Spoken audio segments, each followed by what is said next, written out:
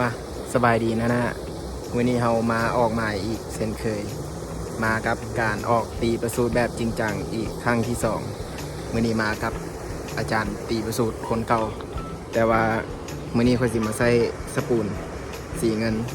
แต่ว่าทางอาจารย์เป็นสีใส่เป็นสีทองเดี๋ยวเขาสีมาเบิ่งกันเลยว่าระหว่างสีเงินกับสีทองนี่สีใดสีได้เรื่องกันบอกเลยว่าได้หลายหรือไม่ได้หลายขอแต่ว่ามันแบบกัดดีแล้วก็ได้ดีกัน แล้วก็คลิปอาจจะถ่ายบกไปต่อเนื่องไปไหนอาจจะมีถ่ายเป็นบางช่วงเพราะว่า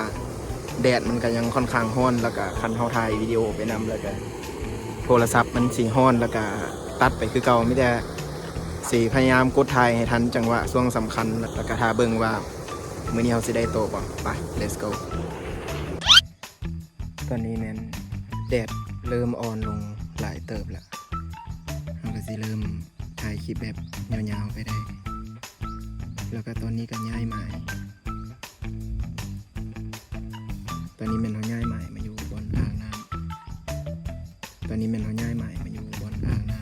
ำเดี๋ยวสิลองเปลี่ยนเหยื่อเป็นป๊อปเปอร์หรือบอกกัน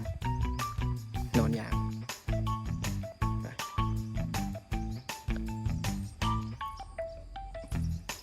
เหยื่อเจลิกกับปลาย่าง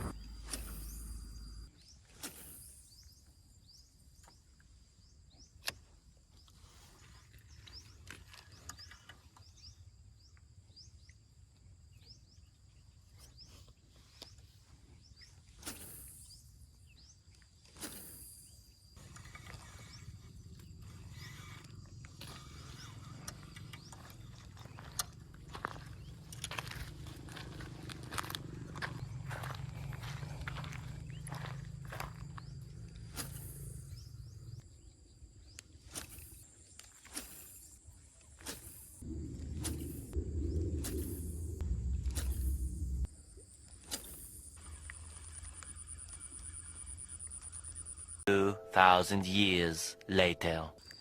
โอเคจบกันไปที่เรียบร้อยกับ EP นี้เป็นอะไร แฮว EP ก่อนนี่เฮ็ดเท่หลาย EP ก่อนนี่โคตรเท่เลย EP นี้ แฮว แล้ว พอแล้วแห้วไม่ไหวแล้วแห้วอีกแล้วนาทุกคนพาตัวตนถือเบ็ดออกหมายปลาไม่หลายแต่นางโคตรสวย แต่ที่ห่วยคือน้ำมันแพง